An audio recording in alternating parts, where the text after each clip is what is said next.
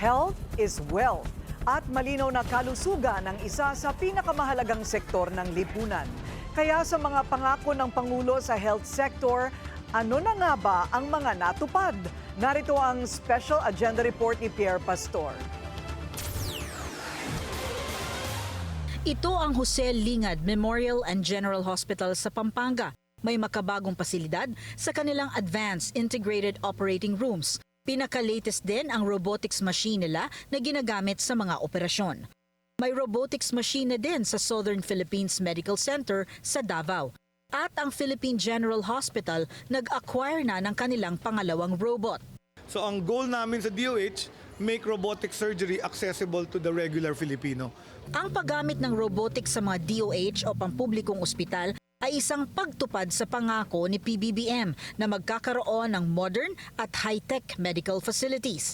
Sa paggamit ng robotics, mas mabilis daw ang pag-oopera at pagaling ng pasyente, kaya't mas maraming masiserbisyuhan ang pagamutan.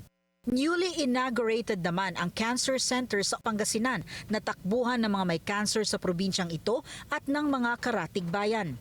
Sa bagong naipatayong OFW Hospital sa Pampanga, ang ikalawang palapag nito ay inilaan bilang Bagong Pilipinas Cancer Care Center. Ang pagpapatayo ng ospital na ito para sa migrant workers ay dinidedicate ni PBBM sa yumaong DMW Secretary Susan Ople dahil sa dedikasyon niya noon para sa kapakanan ng migrant workers. Ilan lang ang mga ito sa latest na naipatayong ospital sa ilalim ng administrasyon. Pero may nauna na ritong mga regional specialty hospital na naipatayo simula nang maupo si PBBM. Kabilang ang mga specialty hospitals sa mga ipinangako niya sa kanyang mga nagdaang SONA. Proud si Health Secretary Ted Herbosa na nasusunod ng kanyang tanggapan ang mga tagubili ng Pangulo. Ipinagmamalaki rin ni Secretary Ted ang pagtugon niya sa utos ng Pangulo na paglalagay ng mga bagong Urgent Care Ambulatory Service o BUCAS centers. 28 lang daw ang plano noon pero umabot na ito sa 54 centers.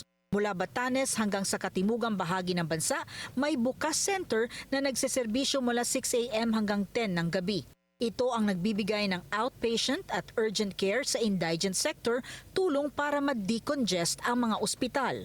Dagdag pa rito, may proyektong purok kalusugan na nakatuon naman sa vaccination, nutrition, water sanitation, maternal health, TB at HIV screening, road safety at non-communicable diseases prevention, gaya ng hypertension at cancer treatment.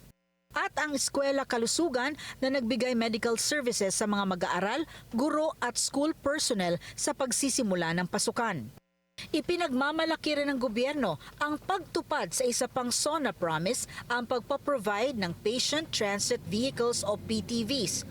Goal ng Pangulo na magkaroon ang mga Pilipino ng easy access to emergency care. Kamakailan lang na mahagi ng mahigit 300 PTVs sa iba't ibang mga probinsya. At pinaka-proud ang administrasyon sa pagdadagdag ng halaga ng benepisyo para sa mga miyembro ng PhilHealth. Benepisyo para sa heart attack, 500,000 pesos na. Sa breast cancer ay aabot na sa 1.7 million pesos. Ang dialysis treatment na nooy 4,000 per session lamang, itinaas na sa 6,000 pesos kada session.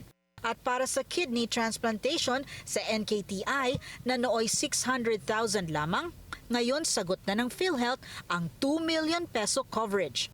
Maging ang buwis sa pagpapapasok ng ilang mga gamot sa bansa, tinanggal na rin para mapababa ang halaga ng mga medisina. Malayo pa, pero malayo na rin ang naaabot ng mga pangako sa SONA ni PBBM pagdating sa health sector. Lagi niyang binabanggit sa kanyang mga SONA na gagawing prioridad ng kanyang pamunuan ang kalusugan at pag-aangat sa kalidad ng pamumuhay ng pamilyang Pilipino. Para sa agenda, Pierre Pastor, Billionaire News Channel. Manatiling nakatutok sa Billionario News Channel. Sumubaybay sa aming social media accounts at mag-subscribe sa aming YouTube channel para sa mga bago at eksklusibong balita.